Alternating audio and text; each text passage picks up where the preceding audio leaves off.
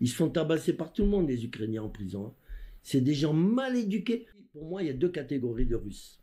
On sait que les Ukrainiens, la base de la Russie, c'est l'Ukraine, d'accord? Kiev, où il y a... c'est comme le Vatican, voilà, c'est pareil. J'ai dit, il y a deux catégories de Russes. Il y a les Russes, les ours russes, qui ont une belle histoire, d'accord? Les tsars, les ci, les ça.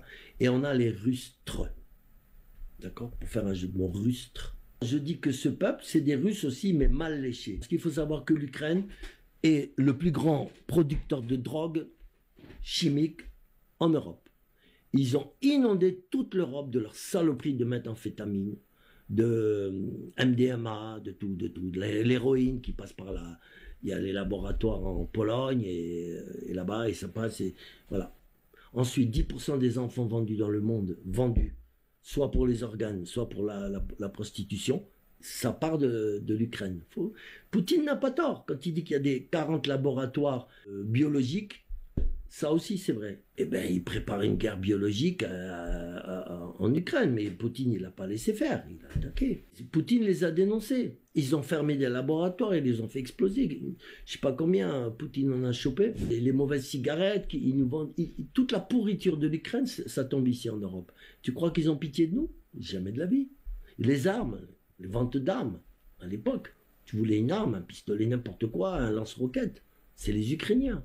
Et alors, je vais te dire, les plus grands racistes du monde, quand Poutine parle de dénazification, je suis 100% d'accord avec lui. Ce sont de véritables nazis, les Ukrainiens. Moi, j'ai eu des Ukrainiens à mes ordres, parce que j'avais une entreprise dans le bâtiment. Ils sont méchants. Et dans mes équipes, je ne pouvais pas avoir un arabe ou un noir, ou même un portugais.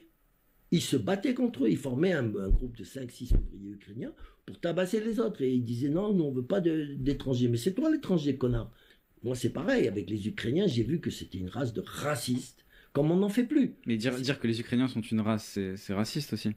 Alors je suis raciste, donc j'aime pas les Ukrainiens, c'est tout, je le dis tout haut, tout fort.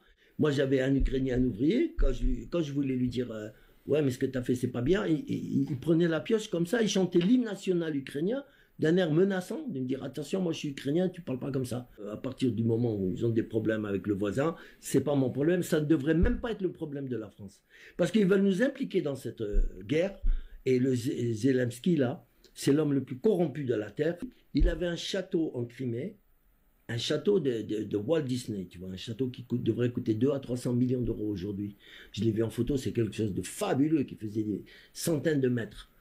Et Poutine l'a confisqué. D'où il sort cet argent? Il était un petit acteur de théâtre et tout d'un coup il se retrouve avec un château à 2 ou 300 millions d'euros. C'est curieux.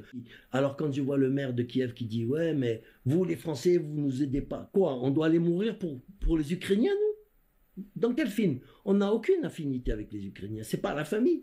On peut aller se battre au Mali, je comprends, oui, parce que c'est une ancienne colonie, c'est la famille. On peut aller se battre dans des pays qui ont vécu avec nous l'histoire.